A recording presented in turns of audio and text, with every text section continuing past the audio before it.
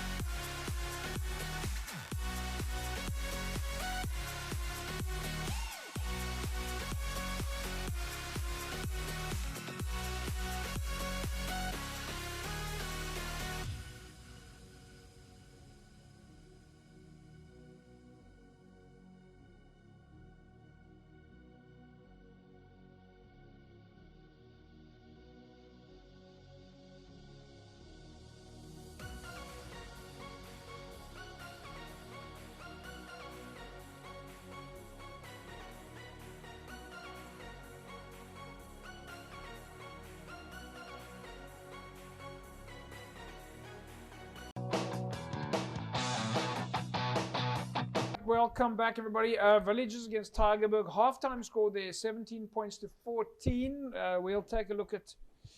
Let's quickly go to the logs before we talk about the results, folks. Right, you can see Super League A at the moment. Hamilton's is sitting at the top of the pile. Unimill, Durban, Villagers, Tygerberg, then False Bay. All right, and then of course Stellenbosch and Helderberg. All right, gentlemen. Villagers leading at halftime here against Tygerberg. Tygerberg, well, does this affect them at all? I mean, they're both in the safe zone.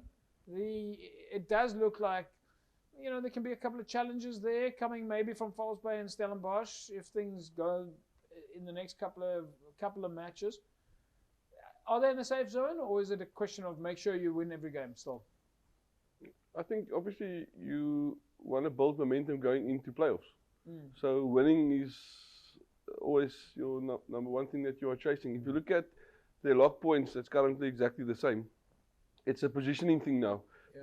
Do guys really go in and say, if I fourth or third, I'll be playing against this and this?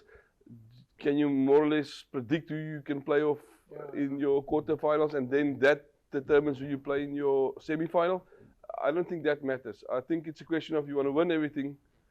You need to stay in the top 6 and build momentum. Alastair, the first and second place guys, they are guaranteed a home semi-final. Yep. Is that a factor for the guys? That if you get to be in position 1 and 2 in Super League A, you know, you got one less game, a little bit more preparation. But there's another school of thought to it, you know, where the guys are saying, no, we don't want to take the break. We want to keep the momentum going. Yeah, as Rob said, keeping the momentum going, the confidence in the team, but also for the quarterfinals. You know, the third and fourth place, they get a home quarterfinal. Right. You know, now the home ground advantage comes into play. That also will help them with their momentum. You know. So Tygerberg are behind you with 3 points. What is the halftime talk here between Villagers and Tygerberg? Home ground advantage for Tygerberg, Rob. Look, both these teams, as you can see, they played great rugby up until now. They won some of the games that you thought they might lose. Yeah. So they're both fighting for a spot in that top 6 in order. Halftime talk here was just to say, guys, let's go out.